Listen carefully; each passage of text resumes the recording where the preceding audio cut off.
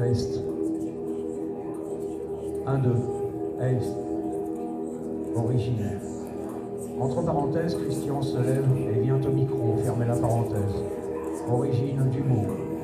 Ouvrez la parenthèse. Eric continue en lisant cette parenthèse jusqu'à ce que Christian l'interpelle. Point de suspension, fermez la parenthèse. Grand C. Christian interpelle Eric. Hello, virgule, l'origine. Hello.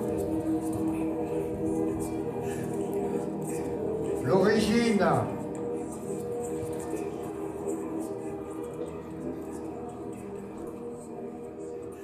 Quelle est l'origine? Quelle est l'origine du mot? Quelle est l'origine du mot poète? Poète, poietes. L'auteur, le créateur, le faiseur, le fabricant, l'artisan. Quelle est l'origine? Quelle est l'origine du mot? Quelle est l'origine du mot facteur? Facteur, poietes. Je peux me permettre, celui-là. Ça va être long, hein. Ça va être... Non, je sais pas, mais on n'est pas dans une poésie de salon, là. On n'a plus besoin de ces répétitions, de cette ponctuation exubérante et cette grandiloquence du 19e siècle de salon. Hein? Ça va être long, quoi. Rappelle-toi, Mayakovsky, un casse-tête. Il nous faut un casse-tête pour fendre le crâne du monde. Ça c'est de la poésie. T'es d'accord?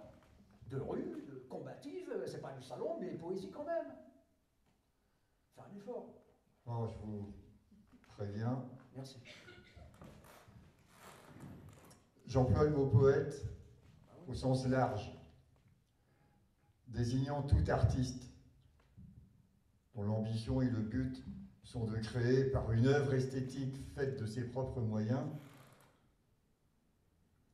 une émotion particulière que les choses de la nature ne sont pas en mesure de provoquer en l'homme.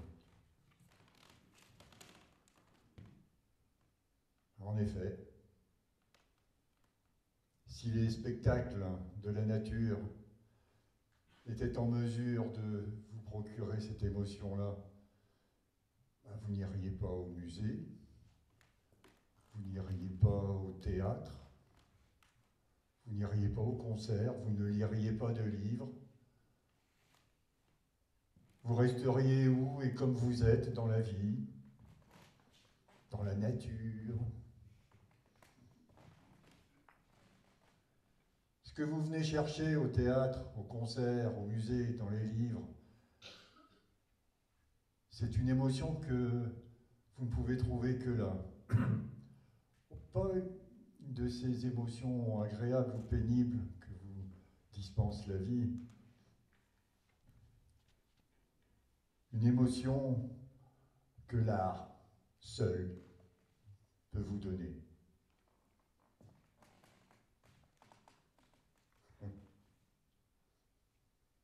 Alors tout compte fait,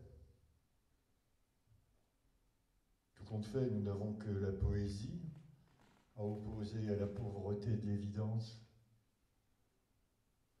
Et cela pour la bouleversante raison qu'elle n'a de cesse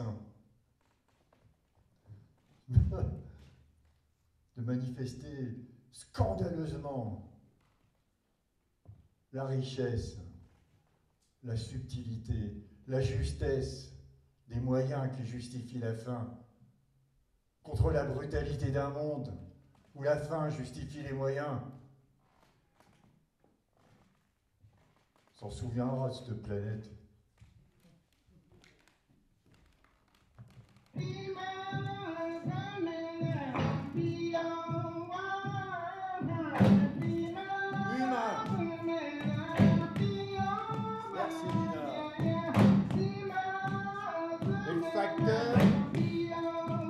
Facteur humain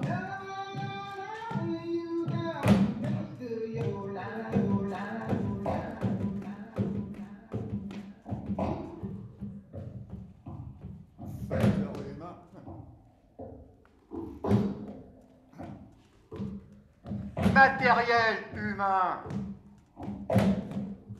Maîtrise. Disparition mécanisée.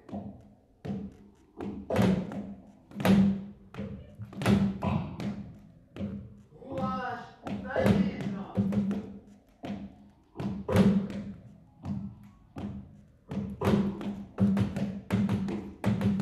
Organe matériel.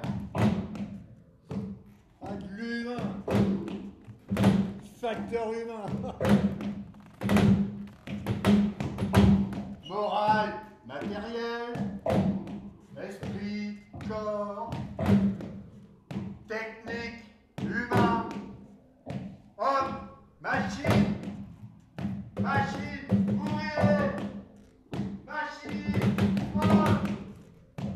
Social, technique. Facteur humain.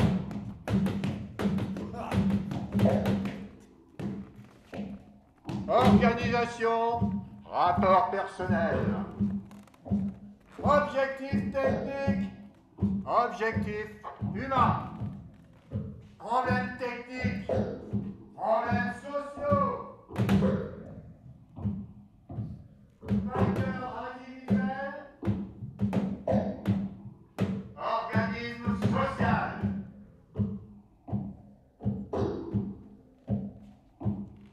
Facteur humain. Mouvement social.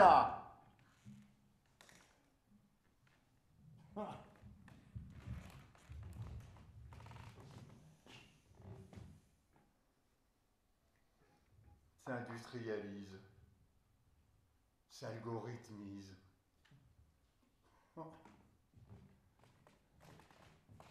On s'en souviendra de cette planète.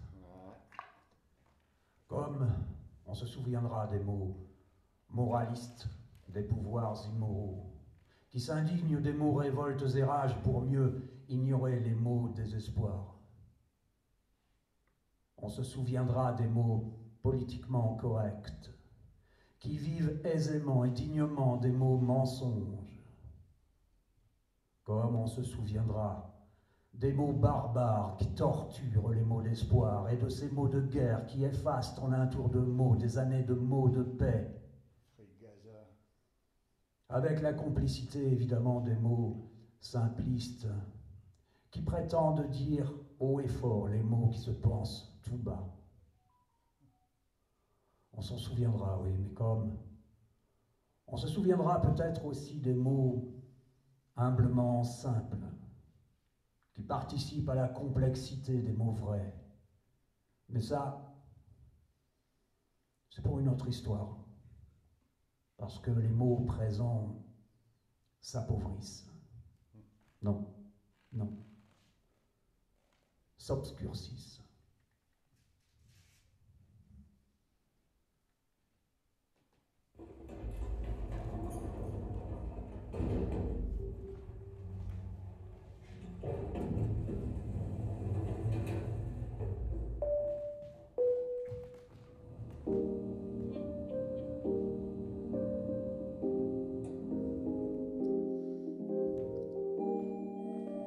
Premier étage, affaires courantes, contentieux, trésorerie, orfèvrerie, trésor public, impôts et taxes.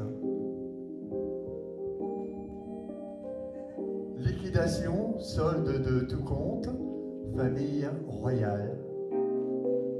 Prison d'État, prison d'été, prison d'hiver, prison d'automne et de printemps. Bagne pour petits et grands, équipement militaire, ministère de la guerre et des hostilités, sous-secrétariat d'État à la paix.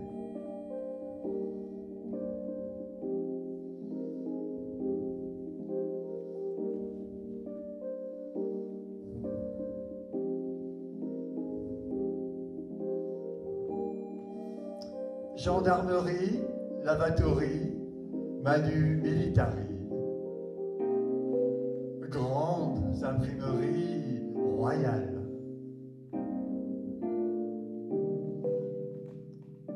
lettres de cachet, contraintes par corps, oubliettes et catacombes,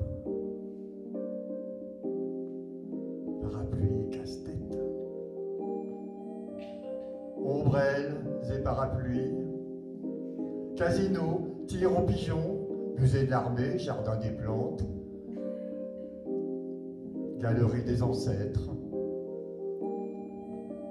grands ateliers du roi, gibier de potence du roi,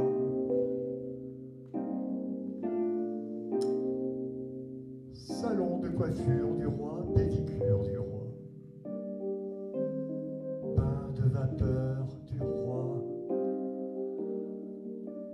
grandes eaux lumineuses du roi.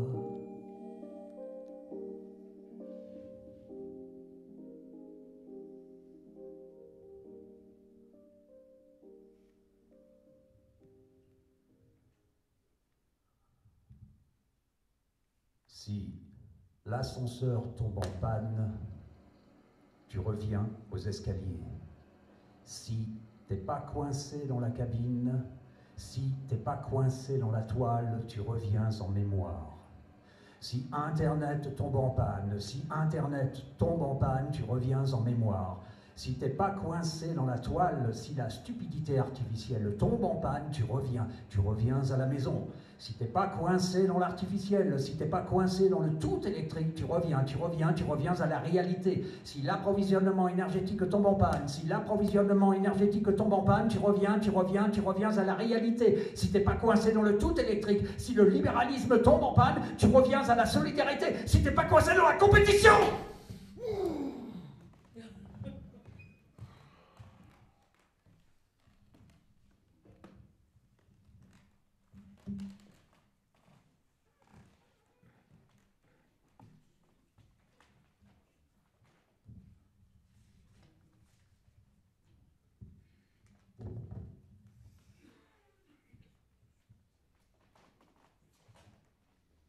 A fucking didactic educational mod file.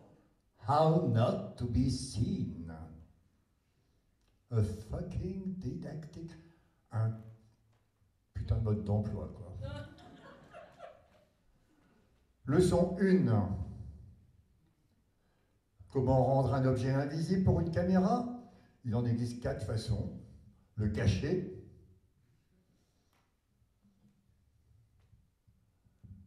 le mettre hors champ,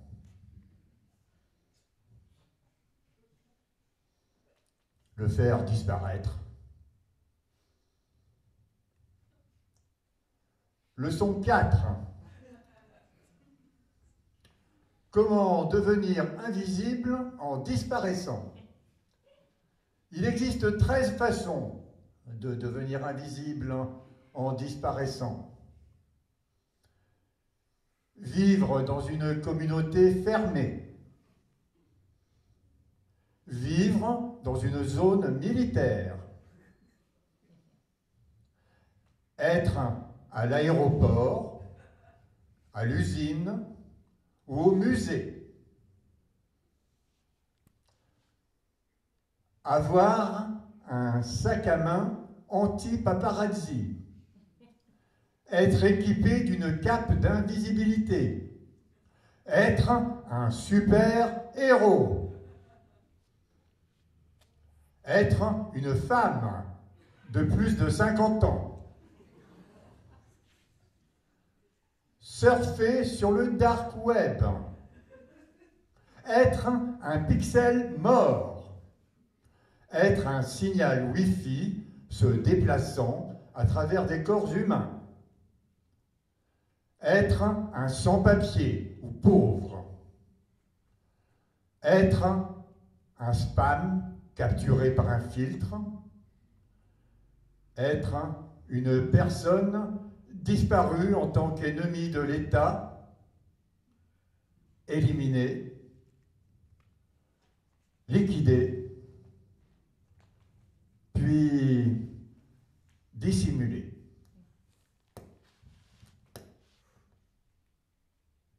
la révolution ne sera pas télévisé. Ne sera pas télévisé. Ne sera pas télévisé. La révolution ne sera pas une rediffusion.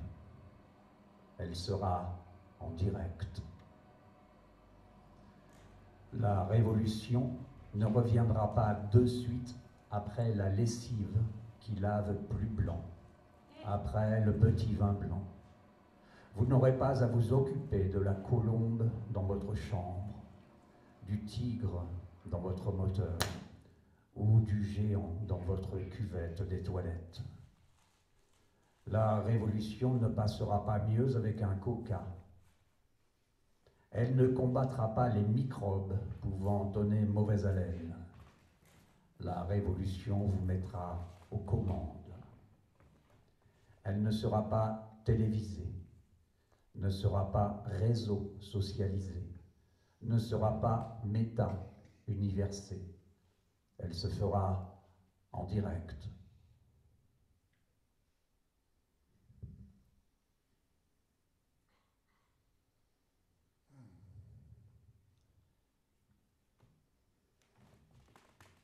Un échantillon de mèche lente.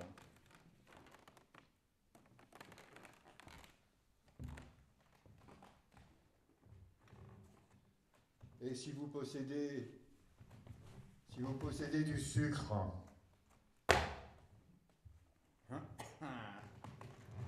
du désherbant, de l'acide sulfurique, de l'essence, éventuellement additionné d'huile,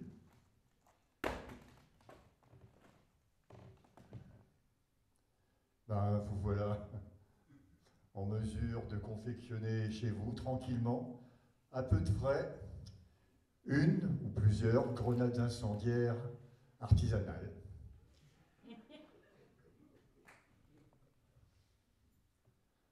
Bon, pour vous éviter toute fâcheuse déconvenue, nous tenons à vous avertir que puisque vous possédez un des 5 éléments, tous en vente libre et séparément inoffensifs, vous êtes donc potentiellement coupable de tout attentat perpétré dans un passé plus ou moins proche. Je comprends rien. Tu nous fais ta recette de vieil anard et tu nous mets en garde si on a une poudre périmée, un désherbant périmé dont tout le monde s'en fout. Je comprends rien, je sais pas du tout.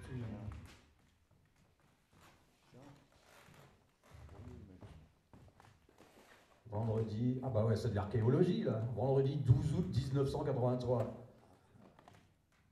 L'attentat a eu lieu vers 3 h du matin. Des éclats de bronze de plusieurs kilos provenant de la statue de Ponce Pilate sont retrouvés à plus de 100 mètres du lieu de l'explosion. L'action est revendiquée par un groupe qui s'est baptisé. C'est une connerie, tu vois que c'est un gars. Le groupe il s'est baptisé Harry Curé. Après ta poudre de enfin ta poudre quoi là, c'est porte Nawak. Ouais. Allez. Ben ouais, nous revendiquons. Nous revendiquons l'attentat, ouais. Oh, c'est triste de vieillir. Perpétré contre le VRP de la multinationale Vatican, en visite sur la SARL Soubirous. Ouais, nous revendiquons, ouais. Et d'autres attentats seront perpétrés durant le week-end. Des attentats anti-soutanes, ouais.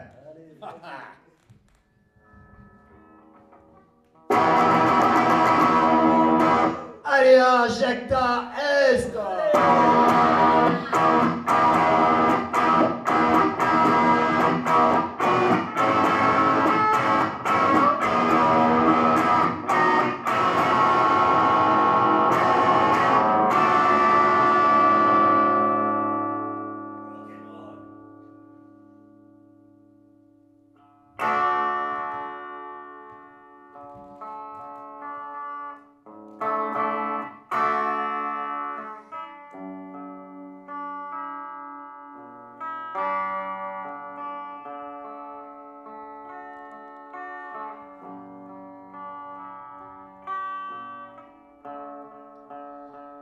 Il y a ceux qui ne sont rien et ceux qui réussissent. Il y a ceux qui ont réussi et qui ne sont plus rien. Il y a ceux à qui on fait croire qu'ils réussissent pour mieux les asservir au rien. Et puis il y a ceux qui n'ont jamais été et qui ne seront jamais.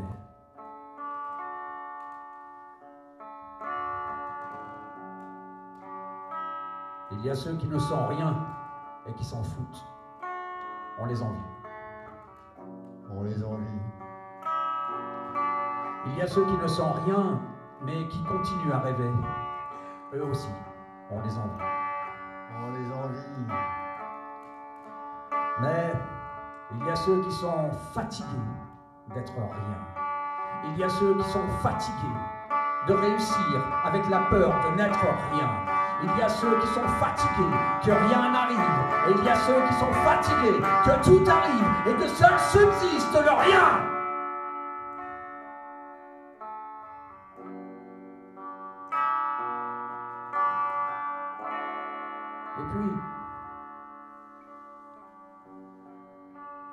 Et puis il y a ceux qui souhaitent partir avant que le rien n'arrive. Il y a ceux qui souhaitent partir parce que rien ne les invite à rester.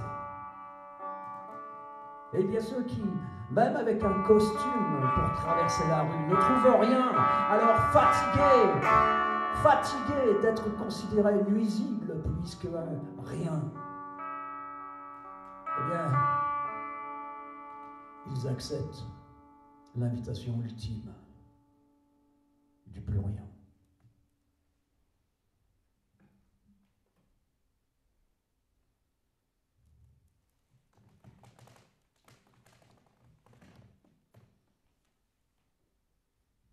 Éperdu. Un mot qui ne calcule pas. Un mot qui ne calcule pas. Qui ne s'arrête pas. Qui ne s'arrête pas. Mais soudainement. Mais soudainement, Emporte vers l'improbable. Emporte vers l'improbable. Improbable, probable. Ça me rappelle ton mot, là, la finitude. La finitude. Je ne dis rien. Mais si.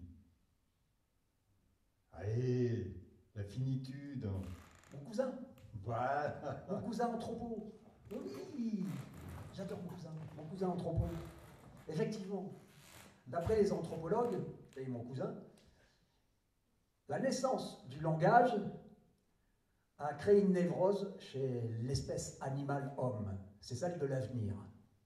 Et ouais, le soir, ils se réunissaient avec l'évolution de la parole et du langage, ils se réunissaient, ils se racontaient un peu les péripéties de la chasse, et ils se rendaient compte qu'un des leurs manquait. À partir de là, ils prennent conscience qu'ils peuvent mourir à tout instant. Et donc, la naissance du langage a fait de l'homme un être qui sait qu'il va mourir. Et à partir de là, il est obligé de se raconter des histoires aussi invraisemblables les unes que les autres pour supporter cette idée insupportable de la finitude. C'est trop fort, ça. Il est bon, mon cousin, hein, il est bon.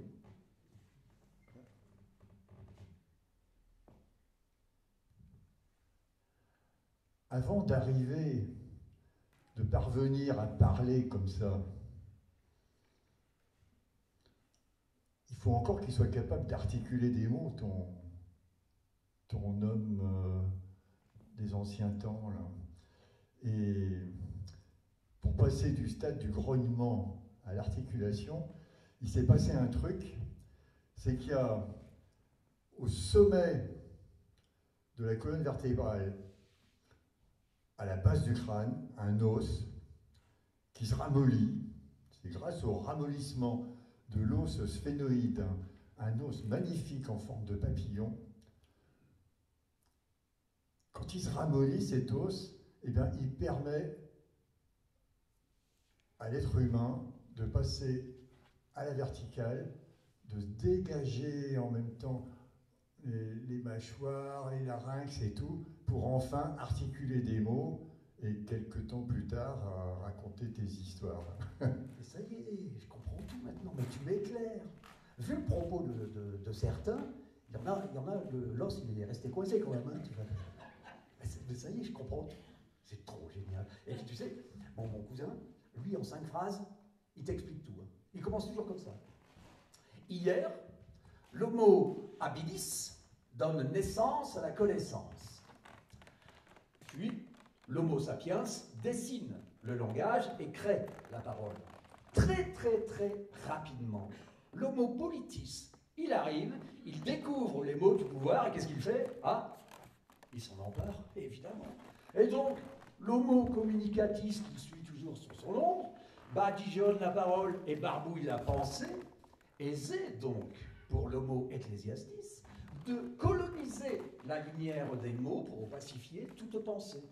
Ainsi, l'homo tibi informatis remplace la parole par le verbe et peut ainsi rédiger des idées saines pour cerveau disponible. Il est bon mon cousin, il est bon, je l'adore mon cousin. Il est trop fort, il est trop fort. Alors, il nous a traîné jusqu'à notre merveilleux 21e siècle et à l'avènement de l'homo algorithmis.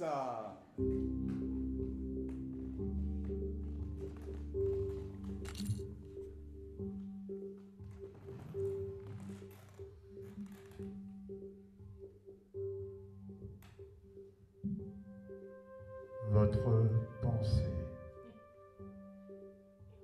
qui rêvasse sur votre cervelle ramollie, tel un laquais obèse sur sa banquette graisseuse.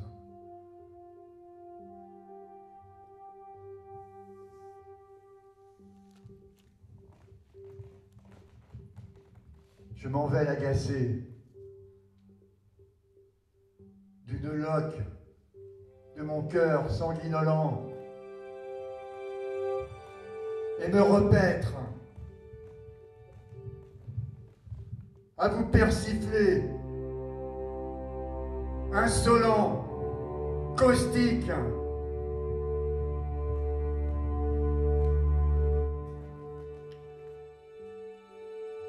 Peut-être un jour ou l'autre, le marais des pensées se fera cristal. Un jour ou l'autre, la terre verra le pourpre qui surgit des corps au-dessus des cheveux cabrés d'épouvante. Elle se tordra les mains, elle se tordra les bras, gémissante. Peut-être. Alors écoutez, puisqu'on allume les étoiles, c'est qu'elles sont à quelqu'un nécessaire. C'est que quelqu'un désire qu'elles soient. C'est que quelqu'un dit perle, c'est crachat. Et l'univers dort. L'oreille énorme, posée sur sa patte nuitée d'étoiles. Écoutez.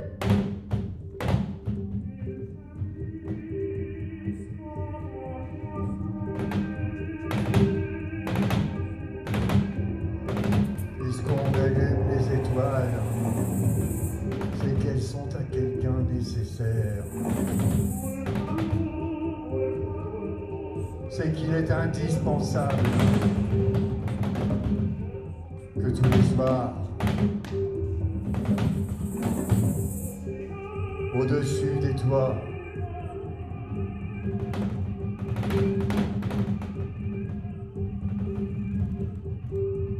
se mettent à luire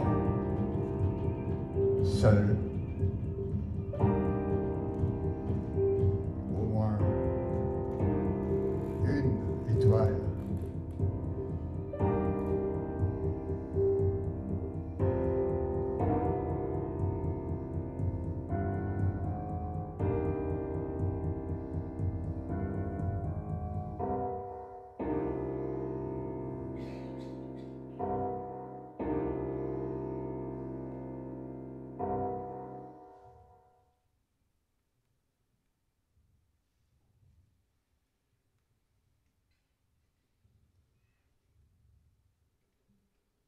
Un ange passe.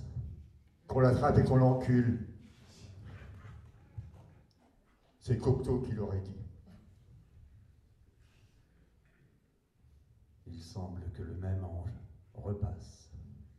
Ben, Cocteau aurait rajouté, c'est qu'il a dû aimer ça. Je comprends pourquoi la compagnie s'appelle Éphémère. On est mal barré, quoi. Là, si on a un journaliste ou un critique d'art dans la salle, on est grillé sur la place. Hein. Bah, l'extravagance, ils vont pouvoir aller chercher de la sub. Voilà.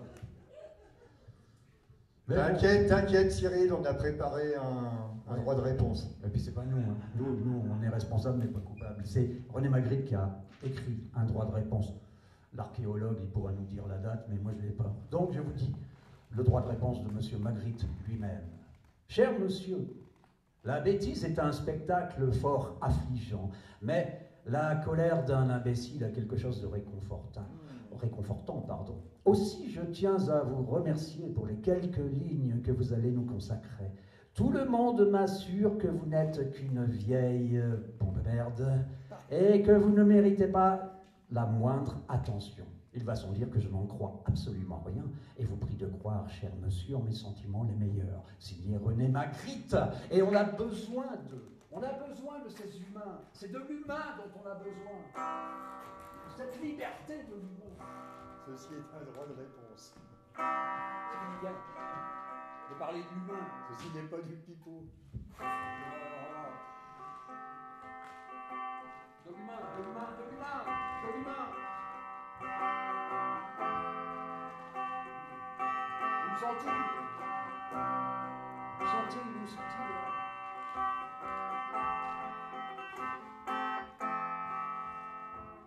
Où sont-ils? Où sont-ils? Où sont-elles? Celles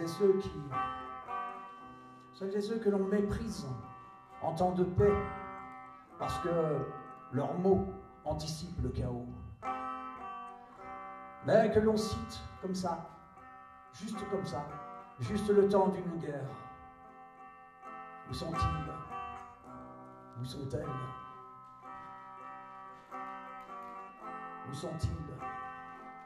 Où sont-elles, ces poètes que l'on méprise tant en temps de paix, mais que l'on cite juste le temps d'une guerre, quand leurs paroles empruntent parfois la couleur rouge des armes pour nous rendre le goût salé de nos larmes? Où sont-ils, ces poètes qui encordent les mots, évitant de les encelluler dans les geôles de la confusion? Où sont-ils? Où sont-elles? Où sont-ils, ces poètes que l'on méprise tant en temps de paix et que l'on cite comme ça, juste le temps d'une guerre, juste le temps pour eux de nous dire peut-être que vous allez un peu trop loin, va peut-être falloir réfléchir un petit peu, mais en temps de paix on les méprise, alors on n'écoute pas. Mais ça aussi, c'est pour une autre histoire.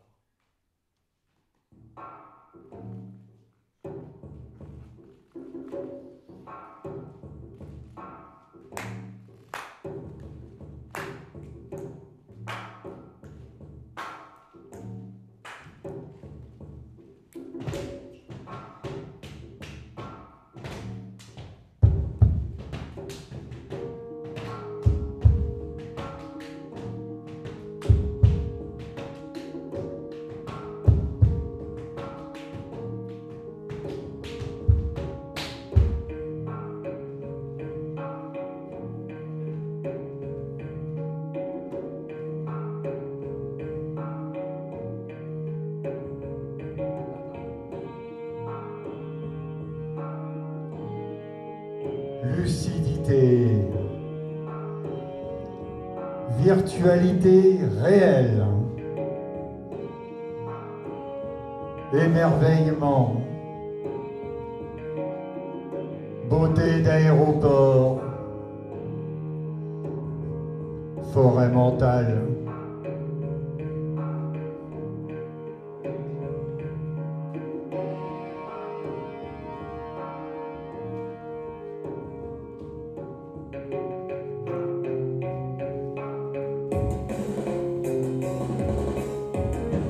Langue morte,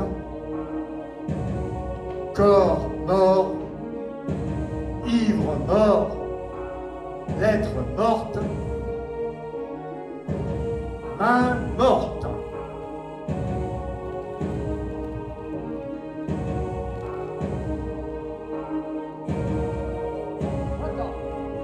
Bras mort, branche morte, poids mort, saison morte, mal mort, nature morte, mort vivant, mort vivant. Voilà, générique. Générique. La colère d'un imbécile Et votre pensée qui rêvasse et la révolution télévisée est perdue, un mot qui ne calcule pas. et la virtualité réelle. Et un échantillon gratuit de mèche lente. Allez, l'origine, L'origine. l'origine, quittez les cavernes de l'être. Et que l'esprit souffle en dehors de l'esprit.